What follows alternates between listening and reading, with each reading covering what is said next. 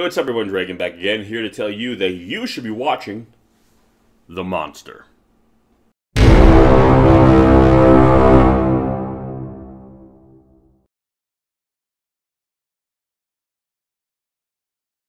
So The Monster is a 2016 creature feature written and directed by Brian Bertino and starring Zoe Kazan and Ella Ballantine, or Ballantine, I apologize. It basically follows a mother and daughter who are essentially kind of having a bit of a rocky relationship. This is a young daughter. This is a preteen girl and kind of a younger mother who doesn't really quite seem to kind of have her life together, as is made evident in the beginning of the film, where you basically, see her kind of sleeping in after what appears to be like a bender of some kind or just a late night out. And the daughter essentially taking care of everything. She's cleaning up the house, doing the dishes, trying to get her mom up because apparently it's going to be her father's turn to kind of take her for a little while. And the daughter seems very, very eager to do that, essentially to kind of get away from mom.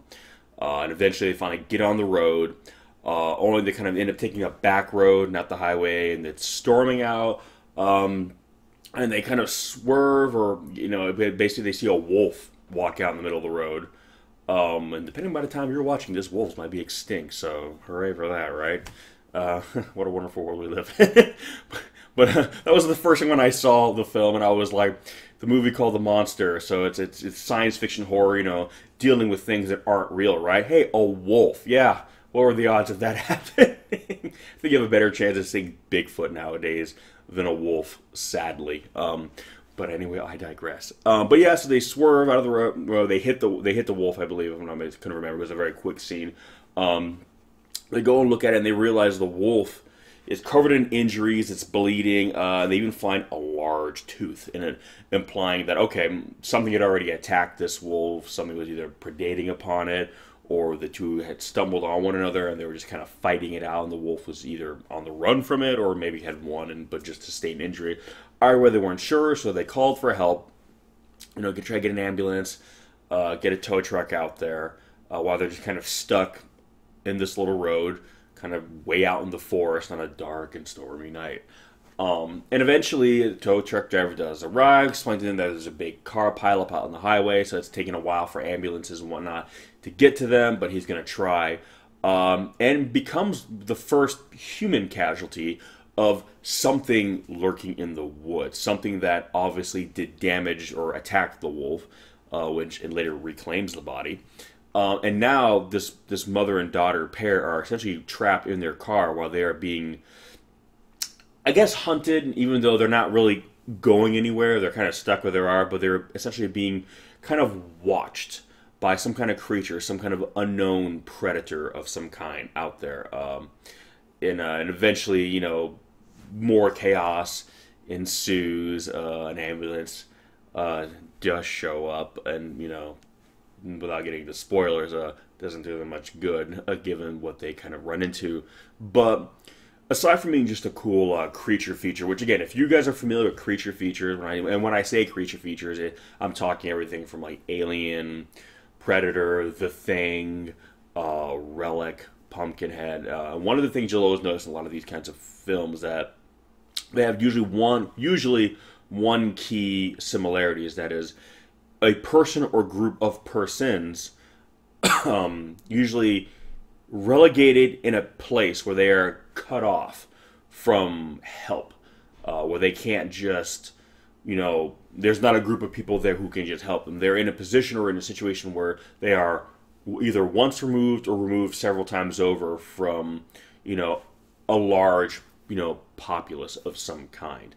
In the case of this film, on some back road that, almost never sees anyone driving on it anymore, which is one of the reasons why the wolf was probably there. It's an endangered species, shies away from humanity. Well, here's a stretch of road that humanity never really traverses anymore, so you're more likely to encounter a rare animal there, and thus an even rarer kind of predator, a monster, if you will.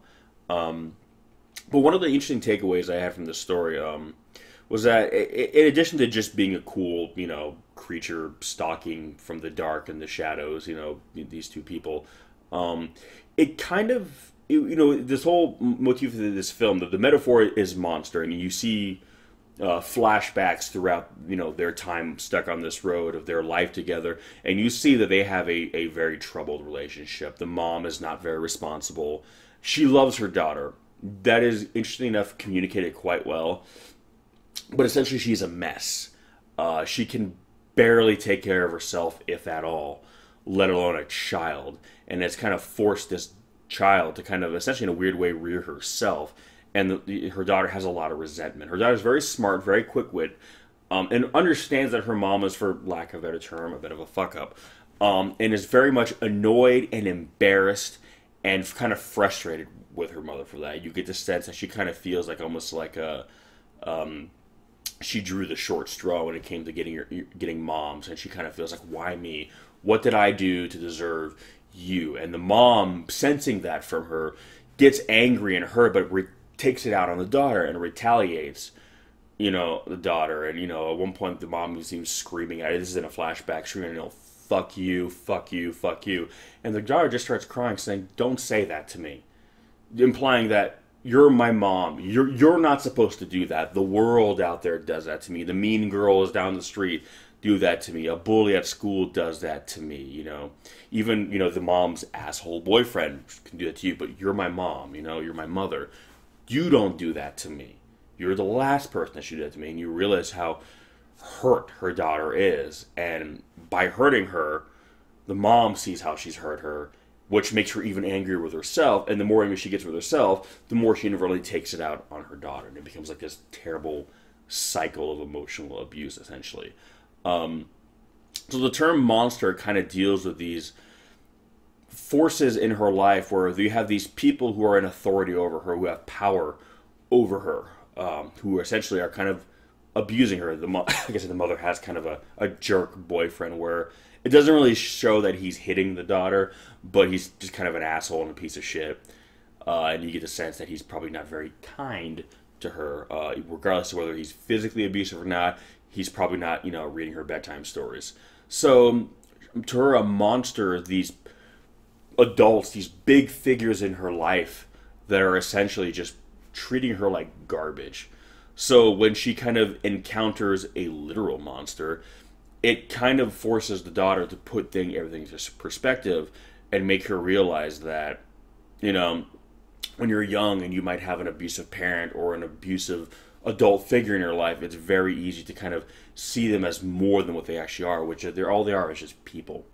And a lot of times when we grow up and we see that person, for what they are, once we're adults, we realize that, ultimately what they are is really just tragic. I mean, it sucks if they do something to you when you're young, but you realize that at the end of the day, they're not monsters, they're people. They're broken people.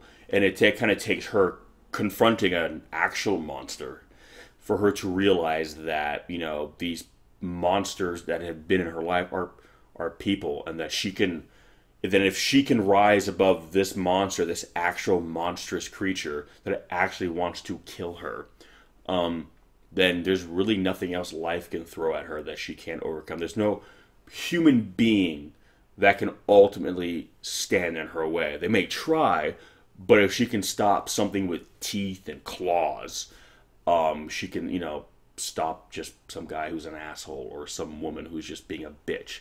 She can overcome that because she's overcome the real thing. And through the course of this film, you realize that her mother is a good person. She is a broken person, but ultimately she loves her daughter. When the chips are down, she does what she's supposed to do. She may not always been a good mother, but when it counts most in this film, in this story, she comes through and she does, which all mothers, anyone who has a strong maternal instinct, she comes through. And a lot of what makes this film as good as it is the performance from these two actresses. They do a phenomenal job. The actress who plays the mother is just, again, you could see very easily how a character like this could be unlovable or unlikable, no matter, even if we're supposed to kind of feel for them in the end. We've all seen those films where you're just like, no, they're just too much of a piece of shit. You just can't see them as anything else other than that. But between the writing and her performance, she does an amazing job of just conveying the sense of vulnerability in this character who would normally just be completely despicable, and yet you can't help but feel bad for her, in spite of all that. And her daughter, does an amazing job. One of the best performances from a young actor that I've seen. And I'm not just saying, oh, for this kind of movie. I mean, any movie across the board. Like, she does a phenomenal job. At no point does she feel like just a kid actor or just an annoying little brat.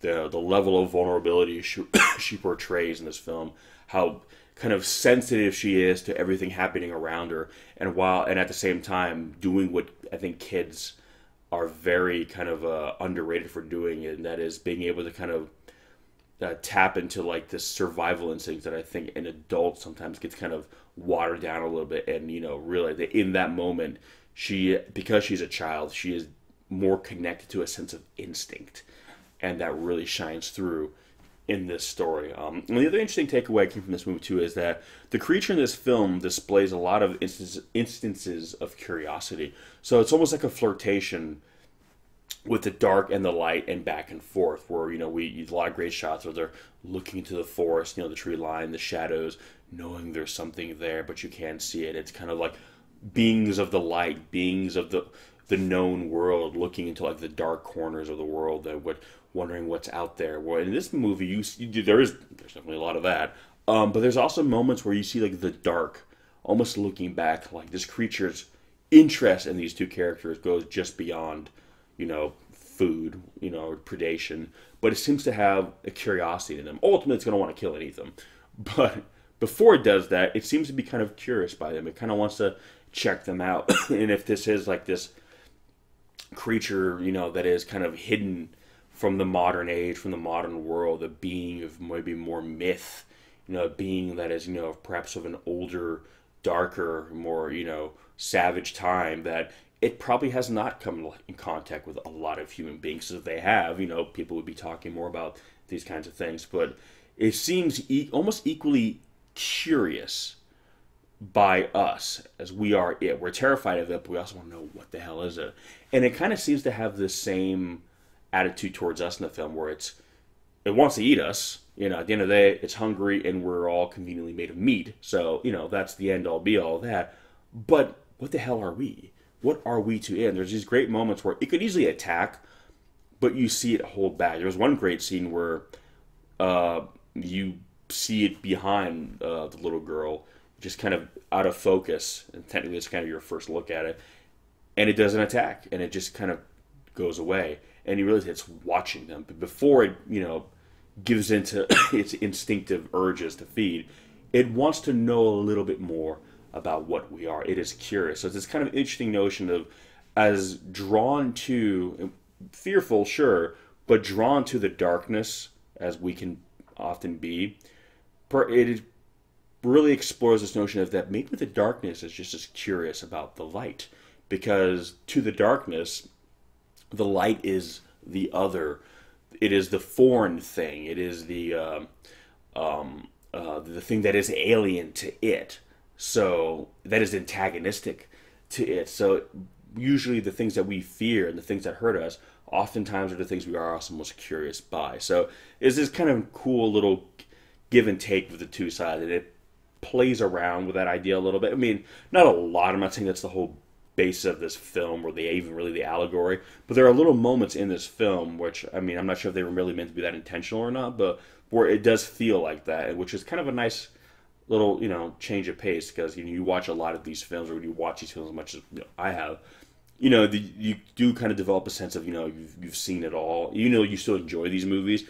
You're not really being surprised by these movies. So it was kind of nice for someone like myself, who has grown up watching these kinds of stories, or people being cut off, and there's something with claws and teeth, striking out at them from the dark, to kind of see a cool little angle, or a cool little, extra something to it that, I don't remember seeing in John Carpenter's The Thing, or, James Cameron's Aliens, a little, this idea of like, before it tears you limb from limb, maybe it's a little bit curious about it. Maybe it wants to kind of know there's an intelligence there. There's a creature that, while being savage and primal in nature, is also intelligent and perhaps even sentient, and as such, wants to know a little bit more about that which it's, tearing us under, for better lack of a better way of describing it. But yeah, so The Monster, I highly recommend it.